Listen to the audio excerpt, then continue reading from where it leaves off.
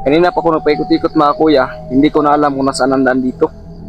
Kasi punta ako dyan kanina, dyan sa itaas. Hindi ko na mahanap-hanap yung daan pabalik sa amin. Ngayon mga kuya, bumalik na ako dito sa puno. So ayun ang puno mga kuya. Ayan.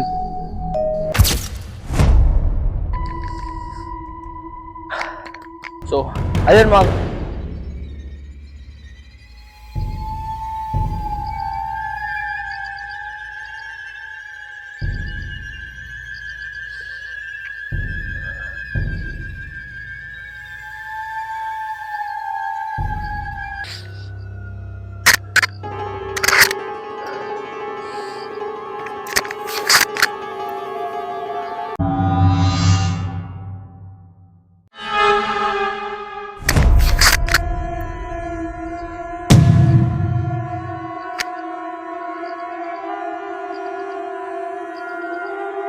bigla na siyang nawala mga kuya. Ang nakakataka ko dito mga kuya, wala naman tao, wala akong kasama kanina mga kuya. Promise, wala talaga. Grabe, ano kaya yun? So ipapakita ko sa inyo lahat ng paligid dito mga kuya. So ito yun mga kuya. Yun o. Makikita natin, ayan. So yan yung tulay. Ayun ang tulay mga kuya. So dyan, sabi ng kapitbahay namin mga kuya, may tulay, tapos may ilog. Tapos ang kasunod ng tulay ay may puno.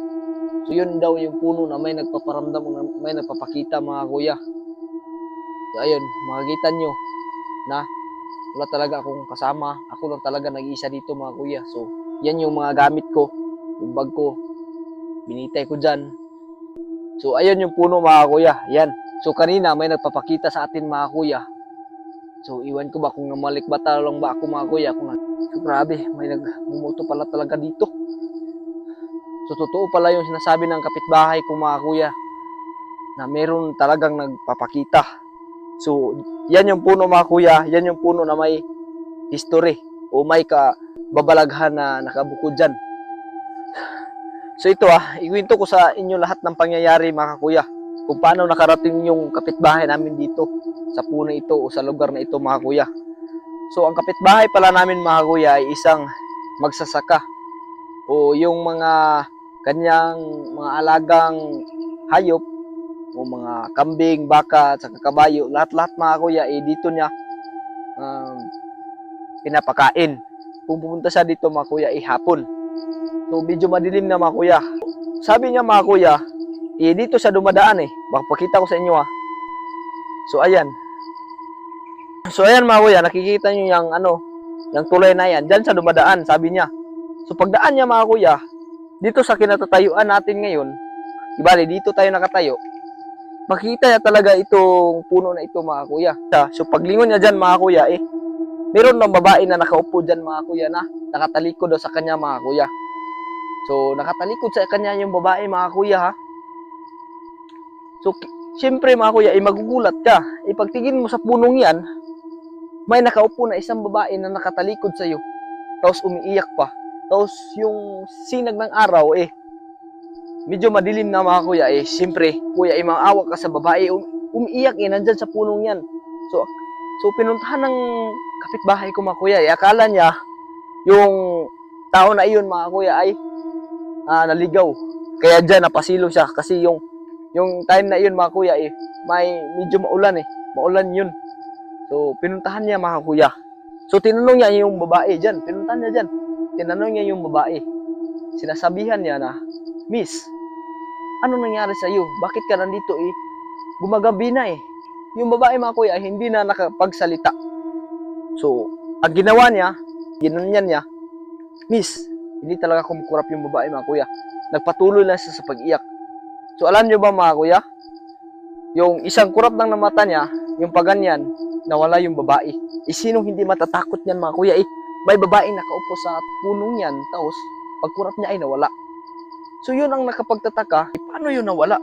Ginanyan lang niya So yun, tumindig yung balahibo niya, tapos nasasabi niya sa sarili niya, minumulto na talaga ako kasi medyo madilim na iyon Ang ginawa niya mga kuya dali-dali siyang pinumpuntahan yung kanyang mga alagang baka, tapos kinukuha niya, tapos umuwi na siya kaagad mga kuya. Yun, Pagdating niya doon sa bahay ay nagkwentuhan kami sa nangyayari. So ngayong araw mga kuya ay pinupuntahan ko talaga ito. Kanina pa ako hindi mapakali dyan mga kuya ay grabe ka ba ng dibdib ko talaga. Meron pa napapakita sa atin mga kuya na parang kamukha natin kasi pare-pareho kami na suot eh.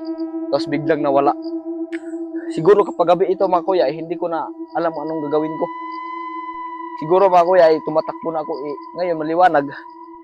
Hindi tayo tumatakbo kasi nakikita natin lahat ng buong paligid natin mga kuya eh. Hello mga kuya, so magandang umaga sa inyong lahat. Kanina pa ako nagpaikot-ikot mga kuya, hindi ko na alam kung nasaan ang daan dito. Kasi punta ako dyan kanina, dyan sa itaas.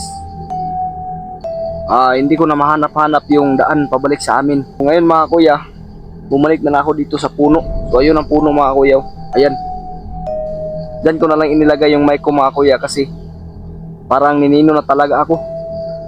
So kanina binaliktad ko na lahat, pati itong jacket ko mga kuya, wala talaga eh.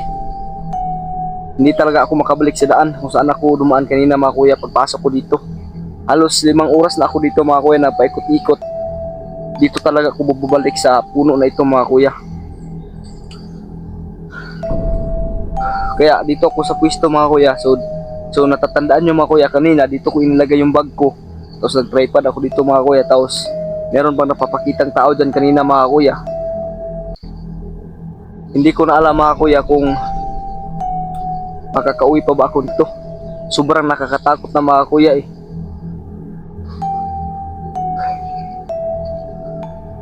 Wala tayong hindi na natin alam yung daan.